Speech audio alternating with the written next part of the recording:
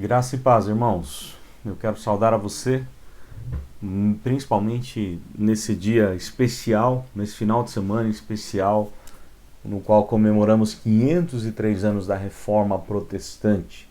Como é bom saber que antes estávamos aprisionados numa teologia completamente errada, longe, distante da palavra de Deus, da verdadeira pregação da palavra de Deus.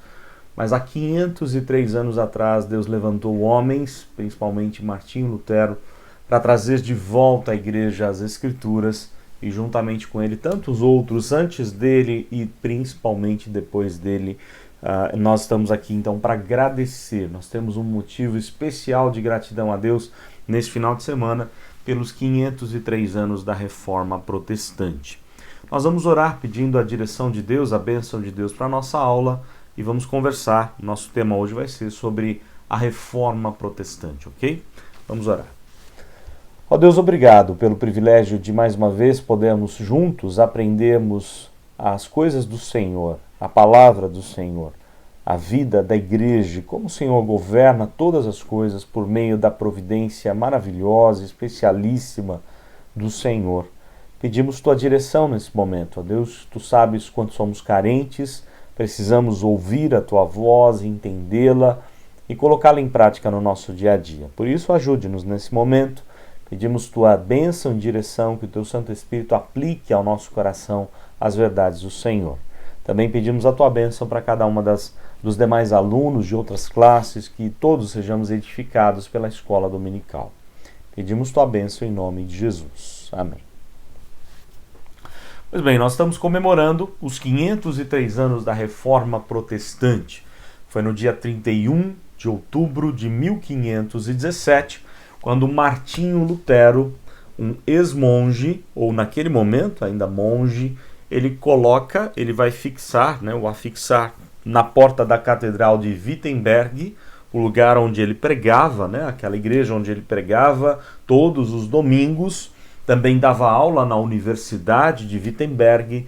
Ele vai afixar 95 teses, que para Lutero havia os 95 erros da igreja. Haviam 95, pelo menos 95 erros da igreja.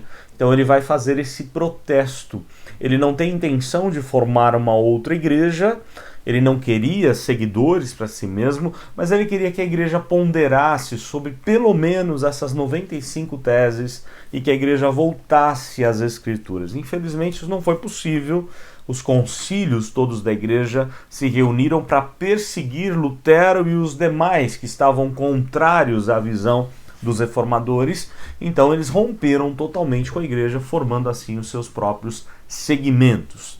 Os nomes mais importantes daquela época, claro, sem dúvida alguma, Lutero é o mais importante, porque foi ele quem é considerado o proclamador da Reforma Protestante, com essa atitude de protesto, de colocar 95 erros na porta da Catedral de Wittenberg, tá? Mas depois dele você tem grandes nomes. Você tem Zwinglio, na região da Suíça, um homem que fez grandes reformas, que deu toda a base para as confissões reformadas serem publicadas depois dele. Tá? Então Zwinglio, na Suíça, foi sem dúvida alguma um grande reformador. Ele trouxe contribuições enormes com relação à ceia, mostrando que ceia era em memória de Cristo, que não há a presença física de Cristo, mas em memória de Cristo. Você tem a contribuição de Lutero, de Zwinglio, na questão do culto, o culto sendo totalmente diferente daquilo que acontecia numa missa, o ambiente totalmente mudado, tudo aquilo que lembrava uma missa. Zwinglio foi além de Lutero e fez uma grande transformação na missa. Seu seguidor, Zwinglio, ele morreu muito cedo numa guerra contra a guerra entre protestantes e romanos católicos, tá? E ele morre muito cedo, deixando o seu sucessor, Bullinger, um homem também muito importante para a Reforma Protestante, o qual deu continuidade ao trabalho de Zwinglio na Suíça, fortalecendo assim as confissões reformadas. Depois deles, o nome mais notável foi João Calvino. João Calvino, reformador, que também na Suíça, mas em outra cidade, em Genebra, na Suíça, tá? Ele começa uma obra magnífica junto com Guilherme Farel. O alcance da obra de Calvino foi muito grande. Todo o seu trabalho não ficou apenas ali para Genebra, ele conseguiu impactar praticamente toda a Europa e mandar até missionários para outros locais, como até no Brasil. Calvino enviou missionários, huguenotes, presbiterianos franceses, para o Brasil, infelizmente numa tentativa de colonização francesa aqui na Baía de Guanabara, no Rio de Janeiro. Então a obra de Calvino ela vai sendo estendida para toda a Europa, porque as pessoas vieram para Genebra estudar com Calvino, ouviam os sermões expositivos de Calvino, eram impactados por esses sermões, focados na palavra, exposição pura da palavra de Deus, e eles retornaram aos seus locais, expandindo assim toda a igreja reformada. Foi assim com John Knox, o fundador do presbiterianismo na Escócia, onde ele consegue implementar o presbiterianismo tanto na Inglaterra por um tempo e na Escócia como um seguidor de Calvino, um estudante de Calvino lá em Genebra. Então a reforma foi se desenvolvendo dessa forma. A questão toda é, por que Lutero, ou a partir de Lutero, a reforma veio a acontecer? Não aconteceram coisas antes que contribuíram para a reforma? Sim, eu costumo dizer que, na verdade, quem proclamou a reforma, quem fez a reforma acontecer foi Deus. Deus governa a história para cumprir os seus propósitos. E foi Deus quem governou toda a história da igreja, toda a história da humanidade, para que a reforma acontecesse no momento certo, tá? Da mesma forma como Cristo veio na plenitude do tempo, lembram do texto de Gálatas? Ele veio na plenitude do tempo, Deus havia preparado a cultura certa com os gregos, Deus havia preparado as estradas e as leis certas com os romanos, e agora tudo estava preparado para a chegada de Cristo e para que o evangelho fosse expandido para outros lugares. Então, assim como a chegada de Cristo veio na plenitude do tempo, a chegada da reforma protestante veio na plenitude do tempo para cumprir o seu propósito. Deus não faz nada atrasado, ou Deus não se atrasa ou chega antes. Deus vai no momento certo. Tempo para Deus não é tempo de relógio, é tempo da oportunidade, da ação dele agir. Ele age do jeito certo, da maneira perfeita. Deus nunca erra. E foi assim que Deus fez a reforma protestante chegar no tempo certo, tá? Mas a questão que fica para nós é, por que Lutero conseguiu compreender tudo isso? Havia uma inquietação no coração das pessoas e não era diferente do coração de Lutero. Lutero estava inquieto com a questão da salvação. Havia pregações duras da igreja que tudo que você fizesse levava ao inferno, que você era um miserável pecador, somente um pecador, e eles não pregavam a graça de Deus. Eles pregavam o pecado, o inferno, as consequências drásticas do seu pecado. As indulgências começam ali, o que deixou Lutero completamente irritado. Qual que era a pregação da indulgência? Quando você ouvisse a moeda, o barulho da moeda, batendo no gasofilácio, um perdão seu, um pecado seu era perdoado. Tá? Deus liberava perdão para você através do pagamento de indulgências. Isso deixa Lutero indignadíssimo. Lutero foi ser monge justamente para quê? Para tentar encontrar salvação.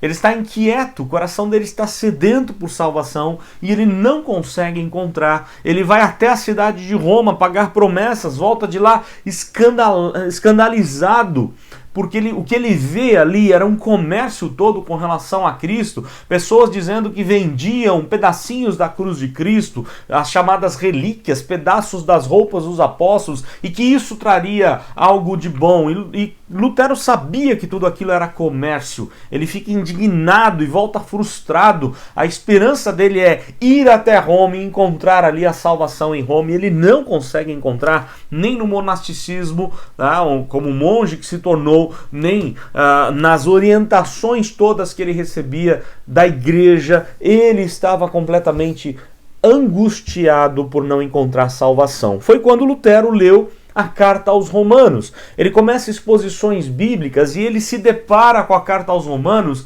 e aquilo abriu, né, os ensinamentos de Romanos, por obra poderosa do Espírito Santo de Deus, abriu os olhos do coração de Lutero e ele pôde entender a coisa mais preciosa que as pessoas precisavam entender naquela época e que nós temos que entender também no nosso tempo. Então vejamos lá alguns textos que Lutero leu em Romanos. Ele com certeza estudou toda a carta, pregou toda a carta de Paulo aos Romanos, mas eu queria que você lesse comigo alguns textos. Romanos 1, tá? Primeiro verso, aliás, Romanos 1, versos 16 e 17. Foi o texto que mais impactou, que logo de cara impactou o coração de Lutero. Vamos lá. Romanos 1, 16 e 17.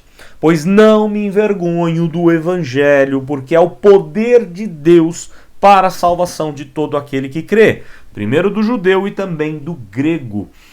Visto que a justiça de Deus se revela no evangelho de fé em fé, como está escrito, o justo viverá por fé. Olha só, que preciosidade, não é? Olha só, ele diz assim, o Paulo diz, a justiça de Deus se revela onde? No evangelho, na boa notícia. Evangelho é boa nova. A justiça de Deus se revela no evangelho. E ele tinha acabado de ler que o evangelho é salvação para todo aquele que crê. Olha só, Lutero está angustiado, doido para alcançar a salvação, e ele lê um texto como esse, né, dizendo que a salvação está no Evangelho, na boa notícia do Evangelho, e que a justiça de um Deus irado, ela é apaziguada em quem? No Evangelho, na mensagem do Evangelho. E ele começa a ler essa carta, a beber dos ensinamentos de Paulo na carta aos Romanos. Por exemplo, os 3 primeiros capítulos, ele vai mostrar a depravação da humanidade, como a humanidade se desviou, todos pecaram, não há quem faça o bem, todos carecem da glória de Deus, Romanos 3, 23, mas durante todos os 3 capítulos da primeira carta aos Romanos, Paulo vai deixar isso claro. Todo ser humano está completamente afastada do plano, da bênção, do padrão de Deus. No capítulo 4, ele vai mostrar a importância, aliás, 4 e 5, ele mostra a importância da fé, mostrando que Abraão foi justificado pela fé no capítulo 4 e no capítulo 5, como você alcança paz com Deus, como você tem a tranquilidade de se apresentar na presença de Deus. Olha lá o capítulo 5 de Romanos.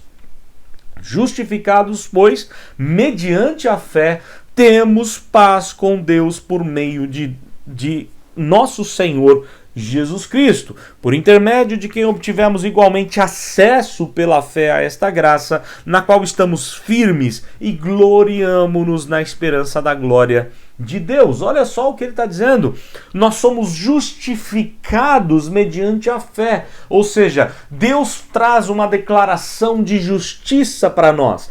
Ele, não que ele nos torne justos como um processo de santificação, não. Ele nos declara justo. Ele diz que a partir da fé em Cristo, nós estamos justificados. Nós não pagaremos o preço do nosso pecado. A nossa dívida já foi paga por alguém. E esse alguém é o Filho de Deus. Por isso nós estamos justificados, não seremos condenados, seremos absolvidos de todo o nosso pecado pela fé em Cristo Jesus. Justificados, pois, mediante a fé, temos paz com Deus. Não há mais a ira de Deus sobre nós. Agora Deus derrama paz sobre a nossa vida. É a mensagem maravilhosa que Paulo traz aos Romanos e que aquietou o coração, alegrou o coração de Lutero. E Lutero começa a pregar essa mensagem maravilhosa, preciosa. No capítulo 6 e 7, ele mostra a novidade de vida, não é?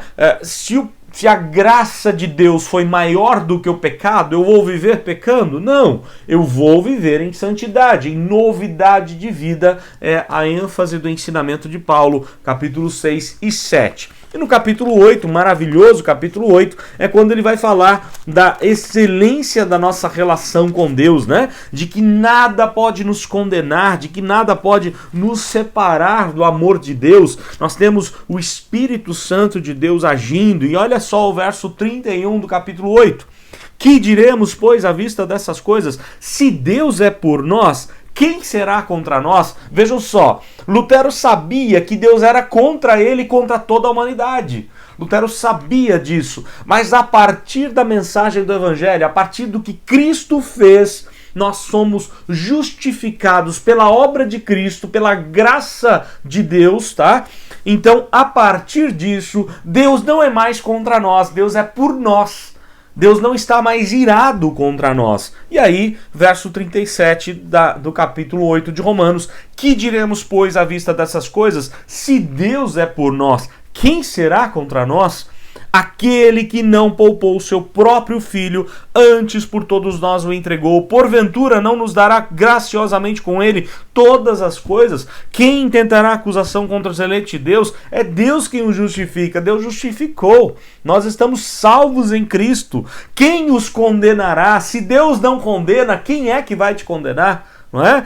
É Cristo Jesus quem morreu, ou antes quem ressuscitou, o qual está à direita de Deus e também intercede por nós. Quem nos separará do amor de Deus? Será tribulação, angústia, perseguição, fome, nudez, perigo, espada? Como está escrito: por amor de ti somos entregues à morte todo dia, fomos considerados como ovelhas para o matadouro. E assim ele vai descrevendo o grande amor de Deus no capítulo 9, falando sobre a soberania de Deus ao escolher aqueles que são dele. Deus é quem escolhe, Deus é quem opera, ele tem misericórdia de quem ele quer, não é? E todo aquele que tem Jesus foi alcançado pela misericórdia, pela graça de Deus, tá?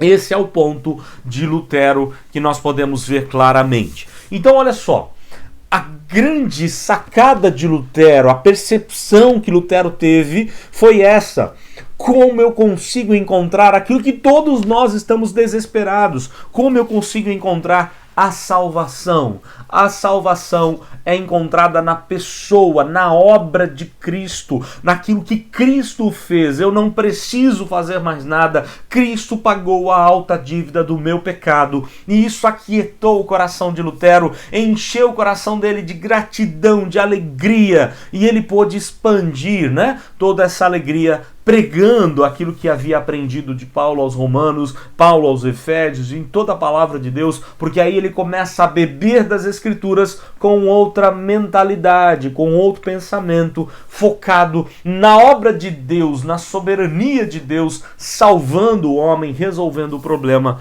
do pecado da humanidade, ok? Essa é a grande contribuição da Reforma Protestante. A volta às Escrituras, o entendimento correto das Escrituras, principalmente no que se refere à salvação.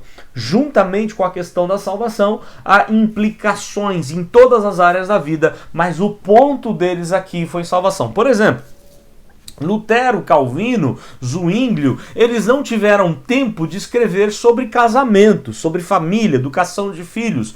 Esse legado foi dado pelos puritanos, os que vieram depois dos reformadores. Por quê? Por que Lutero, Calvino não escreveram quase nada sobre esse assunto?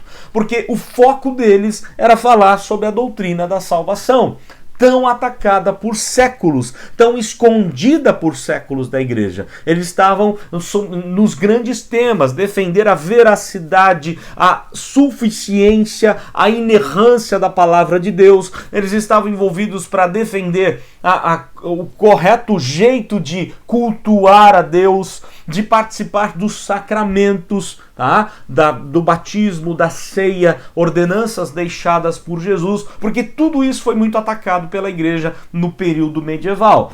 Então eles não têm tempo, né, na verdade, de discutir outros assuntos. Eles estão focados principalmente na questão da salvação.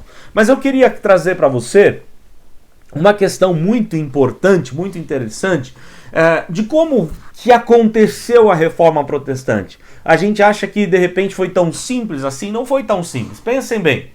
Não foi de um dia para o outro que as pessoas ficaram sabendo que Lutero publicou 95 teses, ok?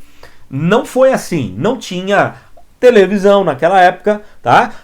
Os jornais da época não foram lá tirar foto ou fazer um vídeo na porta da Catedral de Wittenberg e mostrar para todo mundo: olha o que fez um monge na cidade pequena de Wittenberg, na Alemanha. Ele publicou 95 teses contrárias à igreja medieval. Não foi assim, tá? Eles não tinham televisão, eles não tinham rádio naquela época, eles não tinham muitos recursos para divulgar tudo isso. Tá? Então, com o passar do tempo, as pessoas ficaram sabendo: há na cidade de Wittenberg um homem que está rompendo com as ideias da igreja medieval e pregando a Bíblia como única regra de fé e de prática. Tá? Isso, com o passar do tempo, foi acontecendo. No entanto, se algumas outras coisas não tivessem acontecido, para nada ou de nada adiantaria todo esse esforço de Lutero, toda essa descoberta de Lutero. Como eu disse no início, Deus governa a história e foi Deus quem fez a reforma surgir no tempo certo, no tempo perfeito, na plenitude do tempo as coisas aconteceram, tá? Na verdade, são 5 pontos importantes que contribuíram para a preparação do Evangelho, a pregação do Evangelho no período da Reforma, a proclamação da Reforma Protestante, tá? 5 pontos importantes que eu queria deixar bem rápido aqui para você. Um primeiro ponto importante que nós precisamos entender é a corrupção do clero. A liderança da igreja medieval está totalmente corrupta. Você tem pouquíssimos líderes da igreja piedosos, pessoas realmente voltadas para Deus, para a palavra de Deus, tá? O clero está completamente ou quase que totalmente cheio de corrupção. Então há, por exemplo, o alto poder do clero como um abuso de autoridade. As pessoas da liderança que deveriam seguir o exemplo de Cristo, tá? Servindo uns aos outros, o líder é para servir. Aqueles homens tinham um abuso tremendo de autoridade, tá? Eles achavam que eram os tais, e aí esse é o grande problema. Havia também grandes riquezas à disposição da liderança. Enquanto a igreja pregava que se você é pobre, deve continuar a ser pobre, não deve procurar uma melhoria na sua vida, que isso poderia ser visto como pecado, tá? Quanto mais você maltratar seu corpo, sua vida, mais você agrada a Deus. Uma teologia platônica, uma filosofia platônica que invadiu a igreja logo nos primeiros séculos, com o monasticismo, ok? Onde você, se é pobre, se passa necessidade, passa frio, passa fome, você está agradando a Deus com tudo isso. No entanto, o clero, a liderança da igreja, está vivendo com muitas riquezas, tá? Havia grandes riquezas à disposição da liderança e o povo passando por muitas necessidades. Havia também problemas de imoralidade na liderança da igreja. Muita embriaguez, muita prostituição. Os problemas na liderança da igreja medieval eram terríveis, eram enormes. E as pessoas sabem disso, ficam irritadas com isso, mas não sabem como lidar com toda essa situação. Havia corrupção no alto clero e o povo era completamente abandonado. Havia a ausência de pastores. O clero, a liderança da igreja que deveria pastorear o rebanho de Cristo, na verdade abandonou o rebanho de Cristo e somente colocou mais carga, mais peso para eles, mais medo do inferno. Nada, vocês não podem falar contra a igreja, não podem falar contra o sacerdote, vocês não podem criticar a igreja, né? E as pessoas morrem de medo de ir para o inferno e elas não têm a certeza de salvação, elas não têm a boa nova do evangelho sendo pregada. Na verdade, é um evangelho maldoso sendo anunciado, não é? Um evangelho do inferno, um evangelho da cegueira, do medo, do terror. Tudo que você fizer vai te levar para o inferno e aí não tem graça, né? O evangelho completamente da desgraça mesmo era o que a igreja passou a pregar. Então, o primeiro ponto, naquele momento da Reforma Protestante, foi a corrupção do clero, ok? Um segundo ponto importante para a gente entender esse momento da reforma foram os vários movimentos de protestos. começam a surgir protestos, pessoas se organizando para protestar contra a igreja, para mostrar que a igreja está indo por caminhos errados. Alguns desses movimentos, o primeiro deles, por exemplo, nem tinha nada a ver com a verdade de Deus. Os cataristas, eles eram gnósticos e nem acreditavam em Deus como Criador. Mas ele começa a bater de frente contra as pregações da igreja. Mais importante do que os cataristas, surgem outros movimentos, como os petrobrucianos. Eles não aceitavam a adoração às imagens, eles não aceitavam a ideia de missa, o celibato, onde o sacerdote não podia casar, não é? O líder deles era Pedro Bruis, por isso petrobrucianos, tá? E eles começam a brigar com a igreja com relação a vários aspectos. Os valdenses vão defender, por exemplo, que cada pessoa deveria ter uma Bíblia. Olha só, a Bíblia foi tirada do povo nesse momento, da língua do povo. A Bíblia era só em latim e naquele período da Reforma quase ninguém sabia latim, a não ser os sacerdotes, os líderes, os monges e tudo mais. Então os valdenses, eles defendiam que cada pessoa deveria ter uma Bíblia, eles rejeitavam a idolatria. O líder deles foi Pedro Valdo, por isso valdenses, tá? Ele era um comerciante que encomendou uma tradução da Bíblia. Olha só que interessante. A Bíblia começa a ser produzida na linguagem do povo, porque as pessoas têm sede da palavra. As pessoas querem aprender a palavra, e esse homem, Pedro Valdo, ele compra uma tradução da Bíblia, ele encomenda uma tradução da Bíblia na língua do povo. Depois tem um outro movimento importantíssimo que vai acontecer ainda antes da Reforma Protestante, que são os chamados irmãos, na região da Boemia, né, ou da Boêmia, da atual Tchecoslováquia. Eles defendiam uma vida focada na comunhão e na volta às Escrituras, tá? O grande líder deles foi o que deu base para os moravianos, para a chegada depois de Conde de Zinzendorf, espalhando o evangelho por todo mundo. Conde de Zinzendorf, para quem não sabe, é chamado o pai das missões. Ele espalha todo o evangelho protestante por um mundo inteiro, até mesmo para os esquimós. Ele manda missionário para todo lugar do mundo. Mas o líder dos irmãos é John Huss. Tá? John Huss foi o líder desse movimento onde prega a volta às Escrituras. Então nós temos aqui, primeiro ponto, a corrupção do clero. As pessoas estão indignadas com essa corrupção do clero. E o segundo, os vários movimentos de protesto começam a surgir, ok? Junto com isso, há o terceiro, que nós chamamos um terceiro ponto importante, ou a terceira contribuição para que a reforma viesse a acontecer, são os chamados pré-reformadores, os grandes líderes anteriormente a Lutero, anterior a Lutero, que trouxeram contribuições magníficas para que Lutero pudesse depois proclamar a reforma. Então você tem John Wycliffe na Inglaterra. Esse homem foi muito importante. Aliás, todos esses três grandes pré-reformadores, John Wycliffe na Inglaterra, John Huss, lembram os seguidores lá dos irmãos, né? O movimento dos irmãos, John Huss, um sacerdote tcheco, e Jerônimo Savonarola na Itália. Esses três homens, eles não trataram daquilo que era mais importante que Lutero tratou, ok? E eu vou falar sobre isso agora. Mas eles foram em pontos importantes. Eles falaram sobre a ceia que deveria ser feita de maneira correta. Eles falaram sobre uma volta às Escrituras. Começa a publicar a Bíblia na linguagem do povo, ou porções das Escrituras, pelo menos na linguagem do povo. Esses homens vão defendendo veracidades da palavra e são perseguidos, né? São perseguidos pela igreja naquele momento. Por que que eles não conseguiram proclamar a reforma protestante? Eles trataram de assuntos relevantes, sobre romper com a igreja em diversos aspectos, mas eles não descobriram aquilo que as pessoas estavam inquietas, inclusive Lutero: como encontrar a salvação.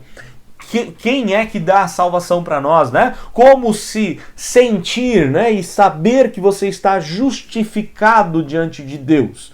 Lembram? Há uma ira de Deus contra o pecado, contra o pecador, Deus vai mandar todos para o inferno, tá? Todos estão condenados, separados da glória de Deus, e ninguém consegue descobrir naquele momento o que Deus fez, o que o próprio Deus fez para tirar essa ira, para apaziguar essa ira de Deus contra a humanidade, que foi enviar o Senhor Jesus. Eu queria que você abrisse aí comigo agora em Efésios, capítulo 2, é um texto conhecidíssimo, né? Efésios 2, verso 8. Vamos lá. Efésios 2, 8. Carta de Paulo aos Efésios, capítulo 2, a partir do verso 8. Olha só. Porque pela graça sois salvos mediante a fé. E isto não vem de vós, é dom de Deus. Não de obras para que ninguém se glorie. Pois somos feitura deles, criados em Cristo Jesus. Feitura dele, criados em Cristo Jesus para boas obras, as quais Deus de antemão preparou para que andássemos nela. Olha só, porque pela graça sois salvos mediante a fé. Como é que Deus nos salva? Como é que Deus nos justifica? Como é que essa ira de Deus é apaziguada? Pela graça de Deus. Quem é a graça de Deus? O próprio Cristo, que nos é dado pela fé. Nós cremos nele, nós recebemos Cristo pela fé. E assim não seremos mais condenados. Os pré-reformadores não trataram desse ponto-chave, por isso não são considerados os reformadores ou aqueles que proclamaram a reforma protestante, tá? Quem é considerado o proclamador da reforma? Lutero, porque ele bateu no ponto-chave, tá? Ele foi na questão da doutrina da salvação. Então você tem, primeiro ponto, a corrupção do clero. Segundo, os vários movimentos de protestos. Terceiro, importantes pré-reformadores ensinando coisas importantes, fazendo o povo voltar às escrituras já, ok? E o quarto ponto, aliás eu falei que são 5, né? O quarto, um movimento do renascimento cultural. Há um movimento acontecendo na mente das pessoas, há uma volta ao conhecimento, uma volta ao valor da humanidade. Até aquele momento, Deus era visto como o centro de todas as coisas, mas o homem era visto como nada. O homem não tinha direito a estudo, somente os ricos podiam estudar seus filhos, tá? Então se a pessoa era camponesa, era pobre, ela continuava sendo pobre, não tinha acesso aos estudos. Já tem universidades naquele tempo, mas universidades voltadas para o público rico. Não tem educação para o povo pobre. Por quê? O povo pobre tem que aprender apenas a trabalhar, a ganhar o seu sustento. Essa era a visão da época. O humanismo começa a mudar essa ideia, né? De que as pessoas precisam conhecer, de que o homem é importante. Então há o renascimento cultural, uma volta, isso já por volta do ano 1200, uma volta ao conhecimento, tá? Universidades começam a ser feitas em diversos lugares da Europa, surgem as universidades. Há uma redescoberta da literatura clássica, por exemplo. A mente mais brilhante da época de Lutero vai publicar em 1516 o Novo Testamento grego, de Erasmo de Roterdã, um homem mais brilhante naquele tempo, um grande conhecedor, um grande estudioso, Erasmo de Roterdã. Ele vai publicar em 1516, um ano antes da Reforma Protestante, vai publicar o Novo Testamento em grego, porque os acadêmicos, os estudantes estão voltando a estudar a filosofia grega, a língua grega, ao conhecimento. Tá? Uma volta, uma sede pelo conhecimento, o desejo pela palavra, né? Deus está trabalhando no coração das pessoas pelo movimento do renascimento cultural. Nesse mesmo período, as grandes descobertas vão acontecer. A América é descoberta, o Brasil foi descoberto no período, né, desse período já, um pouco antes da Reforma, em 1500, por exemplo.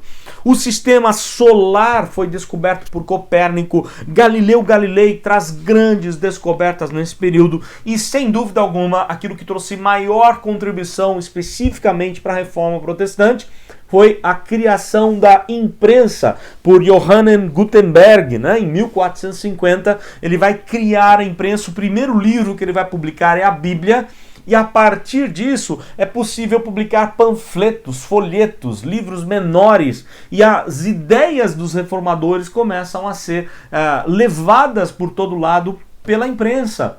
Olha só que interessante. Assim como no Novo Testamento foi necessário a língua grega para expandir a pregação e as estradas romanas para levar o evangelho a todo mundo, Paulo e os apóstolos usaram dos recursos da cultura local, das leis da época para anunciar o evangelho. Agora eles vão usar a grande descoberta da imprensa para publicar materiais e assim publicar as ideias dos reformadores. Então, as descobertas, o movimento cultural todo que acontece foi importantíssimo para que a reforma viesse a acontecer. Então, 5 pontos que contribuíram para a chegada da reforma protestante: corrupção do clero, a indignação com relação à corrupção do clero, os vários movimentos de protesto indo contra as ideias erradas da igreja, os pré-reformadores como grandes líderes anunciando, fazendo o povo já retornar à palavra de Deus, tá?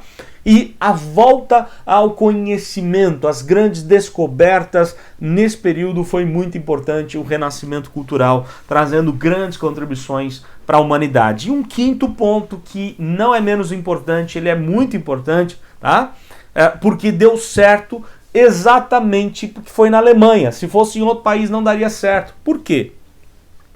Na Alemanha, o imperador não tinha poder absoluto. Na época, quem governava todo o mundo ocidental, o mundo conhecido do Ocidente, eram 2 personagens, o imperador e o Papa. Eram os 2 grandes líderes. Eles mandavam e desmandavam, eles faziam o que bem entendiam. Só que na Alemanha havia um acordo político muito interessante. A Alemanha foi dividida em cantões, em vários espaços, e cada um desses cantões tinha um chamado príncipe eleitor. Tá? Então Lutero, por exemplo, está na região da Saxônia. Há um príncipe eleitor na Saxônia. Isso é algo muito curioso, por quê? Quando Lutero publicou as suas 95 teses, com o passar dos dias, dos meses, as pessoas foram divulgando. Olha, lá na cidade de Wittenberg, um professor da academia, na Universidade de Wittenberg, um homem que prega lá, está pregando coisas diferentes do que prega a igreja. Tá? E aí a fama de Lutero começa a ser vista por todo mundo. Quando a igreja romana fica sabendo dessa atitude de Lutero, ela chama Lutero para depor em Roma. Só que, se Lutero fosse para Roma, era certo de que ele não voltaria. Ele seria morto ou preso em Roma. Ele não mais voltaria e nós perderíamos o grande líder, o proclamador da reforma. Olha como Deus usou um homem, o príncipe da Saxônia, como Deus usou a questão política da época para cumprir os seus propósitos. Porque tudo está nas mãos de Deus. Deus governa a história e usa os recursos, os meios que ele bem entende. O príncipe da Saxônia, o príncipe Frederico, ele disse assim: não, Lutero é da minha região, ele não vai para Roma, para essa assembleia, Nós vamos fazer uma assembleia aqui na nossa região, na cidade chamada Worms. Então, Lutero é o que nós chamamos de a Dieta de Worms, a Assembleia em Worms. Ele não precisou ir lá falar com a liderança da igreja romana lá em Roma, mas ele vai para essa cidade chamada Worms e ali ele vai dar as razões pelas quais ele estava firmado, naquelas ideias, na palavra de Deus. Então foi em Worms que ele faz toda a sua defesa, a sua brilhante defesa, por sinal. Ao sair daquela reunião, havia uma emboscada da igreja romana contra Lutero. Eles iam sequestrar, eles iam matar Lutero no caminho de volta. Tá? Ao sair da Assembleia, o príncipe, o Frederico da Saxônia, fica sabendo dessa emboscada e ele sequestra Lutero antes. Ele sequestra Lutero sem ninguém saber, nem Lutero sabia, nem seus amigos sabiam, e leva Lutero para um castelo seguro chamado Wartburgo, tá? O castelo de Wartburgo. Aqueles castelos medievais no alto de um monte enorme, cuja ponte, o único meio de entrar é quando a ponte descia do castelo para o alto de um outro monte. A única forma de entrar no castelo é quando essa ponte era baixada. Frederico leva Lutero para esse castelo seguro, impossível de ser invadido pelas artimanhas, né, de guerras da época. Eles não tinham aviões que pudessem ir até o topo daquele castelo, bombardear o castelo. Não tinha o que fazer. Lutero estava num castelo seguro, onde ali ele vai passar um ano praticamente traduzindo o Novo Testamento para a língua alemã, tá? Do grego para o alemão. Ele vai também compor hinos ali belíssimos, como o hino Castelo Forte. Vejam só, ele está num castelo forte chamado Wartburgo, ele lê o Salmo 46, Deus é o nosso refúgio e fortaleza, socorro bem presente na tribulação, e ele vai dizer assim, não, o meu castelo forte não é Wartburgo, o meu castelo forte é o meu Deus, que é refúgio, fortaleza, socorro bem presente na tribulação. Então ele compõe o belíssimo hino oficial da Reforma, Castelo Forte é o nosso Deus, né? Olha só que coisa belíssima. Deus preparou todas as coisas para que a reforma desse certo. Foi necessário, né? Foram vários aspectos que fizeram a reforma surgir no momento certo. Havia muita corrupção do clero, haviam vários movimentos já de protestos protestando contra a igreja, haviam pré-reformadores fazendo um trabalho gigante, belíssimo, levando o povo de volta ao conhecimento das Escrituras. Havia também um movimento cultural enorme, o chamado renascimento cultural, com muitas descobertas, com o desejo de conhecer a verdade. E a situação política na Alemanha era diferenciada, o que permitiu que o Frederico, o príncipe eleitor da Saxônia, protegesse Lutero, guardasse a vida de Lutero no castelo de Wartburgo, onde mesmo ali ele foi fomentando a reforma e somente saiu dali quando a reforma enfrentou um grande golpe com o que nós chamamos de profetas de Zikau. Eu nem ia falar sobre essa história, mas eu termino então falando sobre os profetas de Zikau. Por que Lutero sai do castelo de Wartburgo, mesmo arriscando perder a própria vida?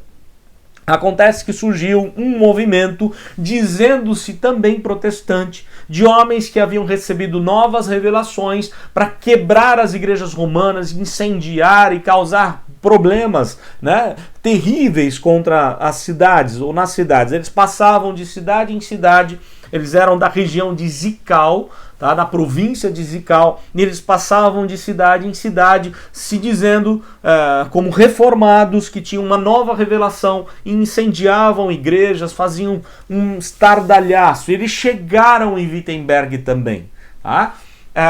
Se Lutero não saísse do castelo, a reforma ia por água abaixo, porque as pessoas começaram a falar isso é que é ser protestante, agindo sem amor, queimando igrejas, matando pessoas, batendo em sacerdotes, é isso que é ser protestante? Então Lutero sai do castelo de Wartburgo, arrisca perder a própria vida, tá? E ele vai até a cidade de Wittenberg, e somente com a palavra de Deus, com a pregação da palavra, Lutero, num domingo de manhã, ele acaba com todas as ideias dos profetas de Zikau, pregando somente as Escrituras. Não há novas revelações, mas somente as Escrituras, que deve ser a nossa única regra de fé e de prática. E aí, terminando, os lemas dos reformadores. Na verdade, ninguém sabe, né, ao certo quem é que pela primeira vez colocou esses títulos. Há divergências, um acha que é um, outro acha que é outro, mas na verdade eles todos caminharam para esses lemas da reforma,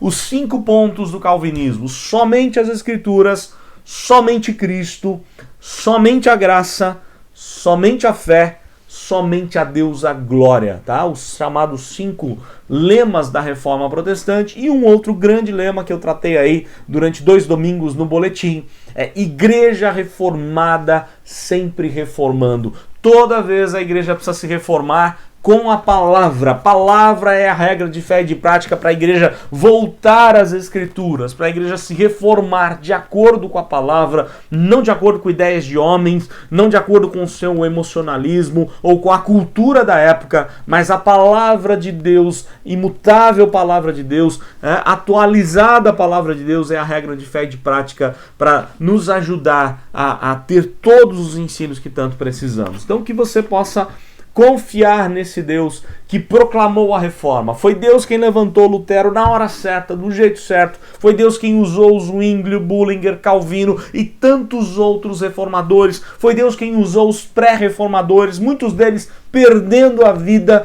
sendo perseguidos por amor do Evangelho, para que nós tivéssemos a palavra de Deus hoje em nossas mãos. Então não despreze todo esse trabalho, não despreze toda essa essência da reforma protestante, a gratidão a Deus pela salvação em Cristo, pela palavra de Deus que está em nossas mãos. Vamos orar agradecendo ao Senhor por isso.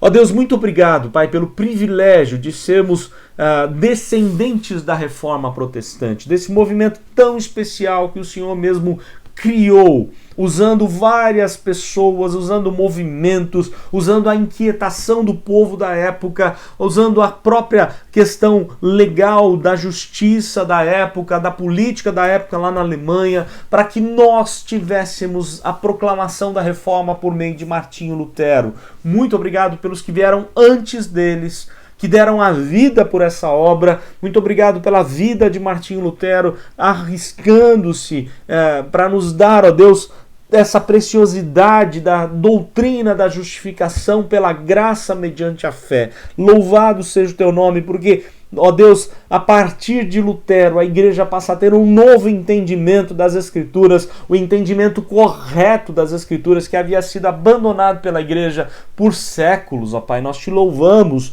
por essa preciosidade da mente de Lutero, quanto o Senhor preparou ele, um homem do Senhor, realmente piedoso e voltado para as Escrituras Sagradas. Nós te louvamos pelos demais que vieram antes deles, depois dele, a contribuição que deu Zwinglio e Bullinger lá em Zurique, na Suíça, a grande contribuição de Calvino, espalhando, ó Deus, toda a reforma para toda a Europa e também, ó Deus, para os Estados Unidos indiretamente, porque através dos seguidores de Calvino, o evangelho precioso chegou aos Estados Unidos, dos Estados Unidos os alcançou como igreja reformada, calvinista. Louvamos o teu nome por esses homens que o Senhor mesmo preparou e pedimos, ó Deus, que o Senhor nos dê a mesma fidelidade, a mesma ousadia, a mesma volta às Escrituras que eles experimentaram e viram, ó Deus, o quanto vale a pena pregar com autoridade a tua palavra, porque a tua palavra é como um martelo que esmiuça a penha. Ela quebra aquilo que precisa ser quebrado, ó Deus.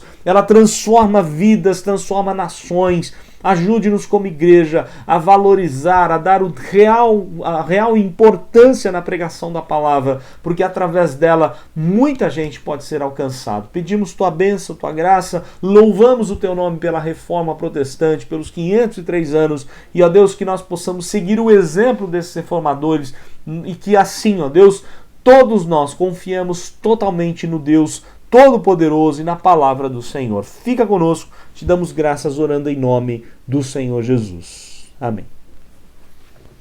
Obrigado mais uma vez por estar conosco, na escola dominical, e que você seja edificado aí com as aulas, também as demais classes, as crianças todas com aulas diferentes, cada classe uma aula, adolescentes e jovens por meios eletrônicos aí nas aulas, que você e toda a sua família seja muito edificado. À noite estamos juntos, Lembre-se que você precisa fazer a sua inscrição para o culto, tá? Não deixe de fazer, participe. À noite, se Deus quiser, também participaremos da ceia do Senhor. Que Deus assim abençoe a sua vida, a sua família. Os trabalhos da semana continuam, E na segunda-feira, se Deus permitir, também teremos o nosso encontro Josué 24:15 para nos reunirmos e aprendermos mais da palavra do Senhor. Deus assim abençoe a sua vida, a sua família, em nome do Senhor Jesus.